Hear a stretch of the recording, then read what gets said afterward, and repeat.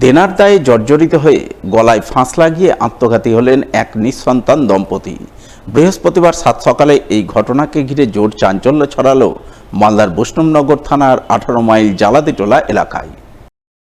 জানা গেছে, আত্মঘাতী দম্পতির নাম সুজিত ঘোষ, বয়স 42 বছর এবং সুষমা ঘোষ, বয়স 35 বছর।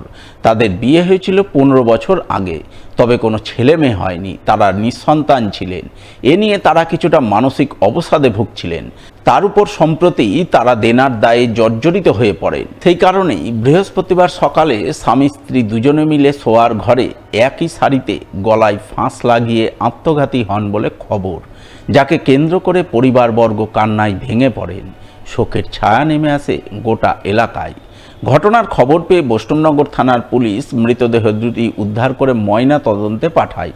পাশাপাশি পুলিশ মৃত্যুর কারণ খতিয়ে দেখতে তদন্ত শুরু করে বলে জানা গেছে। ওরা ও পড়েছিল আর আমি নিজে মন্দিরে পূজা করতে ঢুকেছি। তারপরে ওই কোথায় টাকা বলছি যে একটু তোর বাবাকে তরমুজ গালা দেয় তোরে, তরমুজ দিতে যা দেখছে তো দুটাই ঝুলছে। ছেলে মেয়ে ছিল না, নেই বলে তো করতে পেরেছে, থাকলে কি করতে পারতো।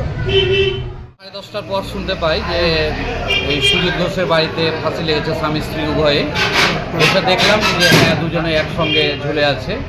এবার তারপরে তাকে যাই হোক গ্রামবাসী কেউ নামিয়েছিল, এবং এর কারণ হিসাবে যেটুকু আমরা বুঝতে পারছি যে তাদের কিছু আর্থিক অনটনের কারণেই এই মৃত্যুটা। ছেলে মেয়ে ছিল তাদের কোনো সন্তান? তাদের কোনো ছেলে মেয়ে ছিল না। টোটোকে বাঁচাতে গিয়ে দুর্ঘটনার কবলে পড়ল এক প্রাইভেট কার। দুর্ঘটনায় দুমড়ে মুচড়ে গেল কারের সামনের অংশ।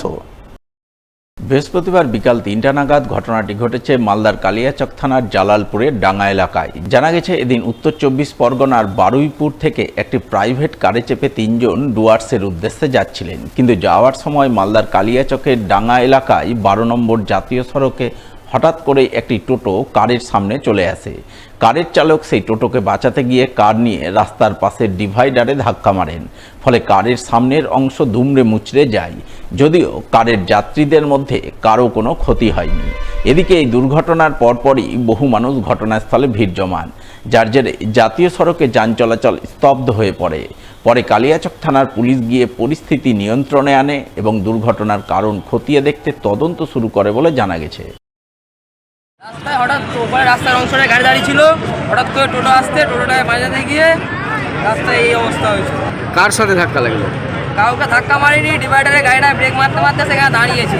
আচ্ছা, টোটোওয়ালা বাজাতে গিয়ে এটা হয়েছে।